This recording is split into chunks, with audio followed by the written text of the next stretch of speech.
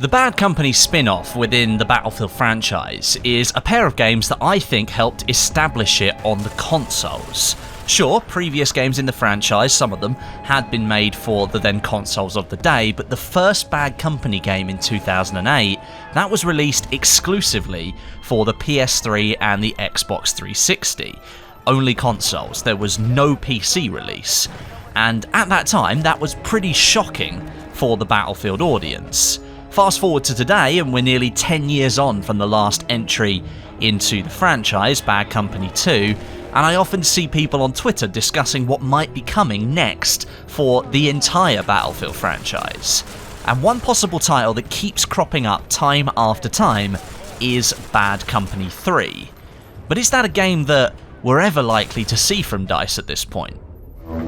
Firstly, it's worth considering the logistics of actually making a game like Battlefield Bad Company 3 in today's shooter environment. What would it actually need to have in order to compete properly? Firstly, I'd say it'd need to incorporate a fully fledged single-player campaign to continue that story of Bad Company: Marlow, Redford, Haggard, and Sweetwater. It'd need to embrace the previous entries in the spin-off when it comes to its multiplayer offering as well, with heavy linear map design and emphasis on the rush game mode, and turning the dial up to 11 when it comes to destruction. And likely, because it's 2019 and the attention span of gamers is at an all-time low, there are games everywhere offering updates and new games coming out all of the time, Bad Company 3 would need to find a way to offer players new content and experiences pretty much every single week, going beyond what I think Battlefield 5 currently offers. That's quite a tall order, and that's not even mentioning the fact that the Bad Company games of old were developed by a very different looking DICE studio, with different priorities. Now that's not to say that DICE couldn't do this, I'm confident they could make Bad Company 3, but the studio isn't the same today as it was 10 years ago. Not only has the studio changed and grown substantially, the gaming world it finds itself in is completely different as well. The original Bad Company game, that was produced by DICE on their brand new Frostbite engine. Older titles in the franchise were developed using the Refractor engine, and that's something that DICE had inherited when they bought out Refraction Games in the year 2000. Now this new engine, Frostbite, that was specifically designed for the Battlefield franchise, and the games that would include moving forwards. But with EA acquiring DICE in 2006, 2 years before Frostbite's debut, the engine was ultimately repurposed for a huge number of EA-produced titles moving into the future. Initially, however, Frostbite was made for Battlefield, and it's entirely possible that the Bad Company spin-off may never have existed had it not been for Frostbite. With the original Bad Company game being a massive departure from the standard Battlefield formula at that time, I don't think it's a stretch to assume that DICE used that game as a testbed for their brand new engine that they developed. I think it just so happened that it turned out to be a perfect fit. A single-player campaign that brought humour to a franchise that previously had focused on serious, large-scale warfare, and a multiplayer that was somewhat scaled down from the previous PC-dominated releases, but it still retained the chaos by adding brand new destruction technology and a focus on linearity. That squashed the gameplay into a smaller section and kept things feeling absolutely chaotic. And I think that last part, the linearity, is really important. I think that's a big part of why Bad Company 2, the second game in the spin-off, succeeded so much. The linearity of both the single-player and the multiplayer segments of Bad Company 2, in my view, really helped DICE hone and refine the relatively new Frostbite engine into something much greater and more powerful. That and the somewhat scaled-back approach to the overall multiplayer experience. That first release in 2008, the initial Bad Company game, that was a big risk for the studio, deploying a game engine not previously used in the main franchise that studio worked on. It was also an insane risk by today's standards not to release the game on the PC platform, which up until the first Bad Company game had pretty much been Battlefield's home. The console releases of Battlefield games previously were limited solely to Battlefield 2, when Battlefield 2 Modern Combat released for the original Xbox, the Xbox 360, and the PlayStation 2. Now, with Frostbite being a relatively new engine, and maybe the feeling inside the studio being one of apprehension about using it if it was really ready for prime time, perhaps the decision was taken to quote-unquote test the new engine and chose to only release on the consoles to try and gain a following there, a place previously where they'd had very little to offer. The linearity aspect comes into play in both scenarios here. In the multiplayer scenario, offering linear map setups and setting Rush as pretty much the lead game mode allowed DICE to create these little pockets of combat zones throughout the maps, and they can move the combat along step by step, and not leaving it to sit in one place for too long. With the destruction technology being very, very new, perhaps this design philosophy meant the designers could control, within reason, how much or how little destruction could be triggered before the mode moved along or finished and moved to the next map. Almost a test of sorts to see how the general population of gamers would use the tools at their disposal, and perhaps how the game would perform when destruction was taken to those more extreme levels. Around 90% of the environment in the first Bad Company game was destructible, with a few structures remaining invincible to prevent total destruction and completely flattening the maps. By creating linear flow, the team managed the impact of destruction, rather than letting it take over the game entirely. That ethos then bled directly into Bad Company 2 a couple of years later, and then on into the rest of the franchise. Of course, this is just how I'm viewing things. The actual situation when DICE was designing Bad Company could have been very, very different. And then there's the general scaled-back multiplayer experience, reducing player counts down to a maximum of 24 players. That had a huge impact on the franchise.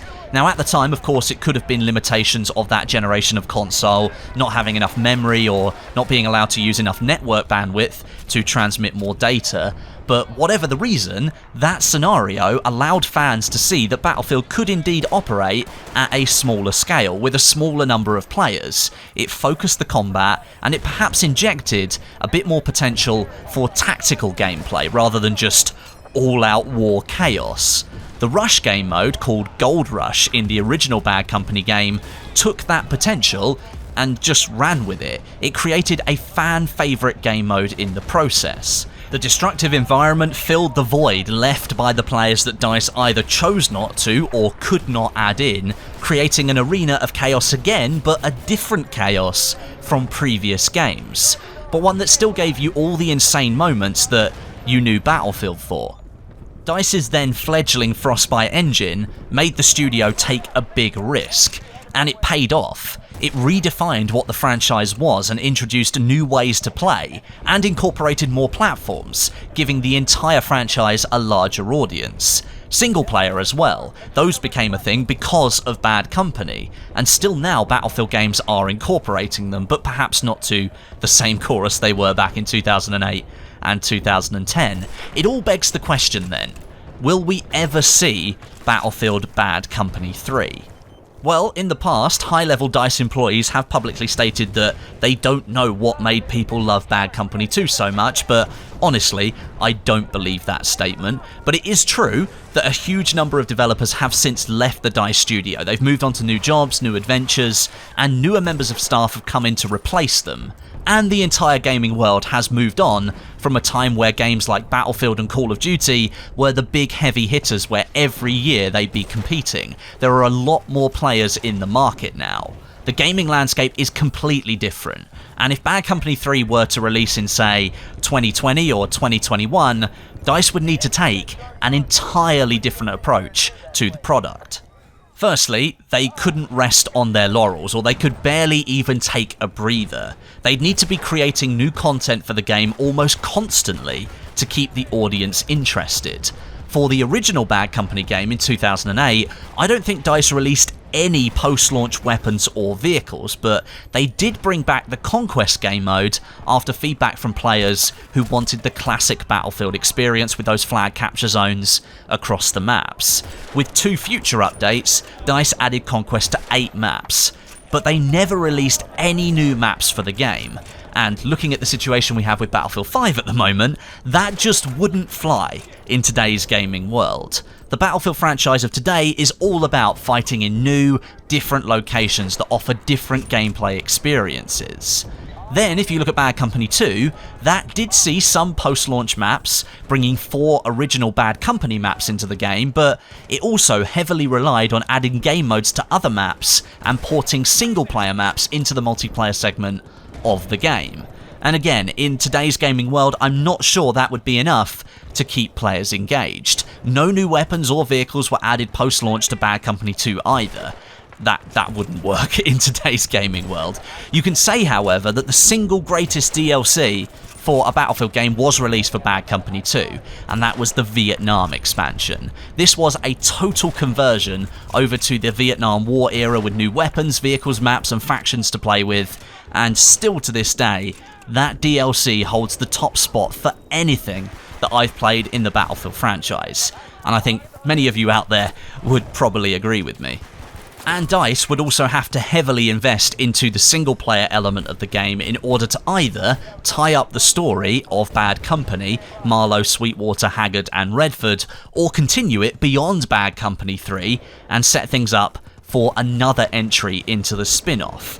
Now, I won't spoil the story here in case you've never played through the campaign of Bad Company 1 and Bad Company 2, but you should play through it because they are really good. It's the best single-player story campaign in the Battlefield franchise, and the fact it spans across 2 games continuing the story makes it even more captivating. But building a single-player campaign, as we know, is extremely expensive, both when it comes to financials and when it comes to development time. A huge effort is needed to bring a story to life in a video game, and doing that for Bad Company 3, where a large portion of Battlefield fans will be waiting for that story, it will need to be done absolutely right. You couldn't implement the War Stories wrapper that DICE has used for Battlefield 5 or Battlefield 1.